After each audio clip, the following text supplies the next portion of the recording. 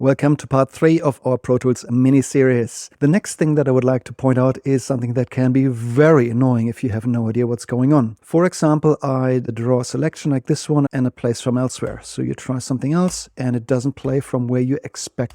What happened is that under Options, Link Timeline and Edit Selection was deselected. How can you tell? Well, my edit selection is this area over here, but it's also indicated in the timeline using these yellow lines, while the timeline selection is indicated up here using these blue arrows. And in most situations, I like these two to be linked. However, if you press Shift and backslash on the numeric keypad, this link feature will turn on and off. Let's turn it off again. So my highlighted area remains, and I can now draw a different timeline selection. Pro Tools will default to playing the timeline selection when you hit spacebar. But of course, there's also ways to audition both of them. And it's done using the square brackets. To make this work, you first need to ensure that keyboard focus mode is on, which we covered in our last video. The square bracket on the right plays the timeline selection, and the one on the left plays the edit selection. So you can easily compare two different sections from here. If you now want to link them back together, there's two ways. The timeline selection can move to where the edit selection is, or vice versa. Let me demonstrate. The number 0 on the numeric keypad moves the edit selection to where the timeline selection is, and if you slide one key down, the O key does the opposite, moves the timeline selection to where the edit selection is.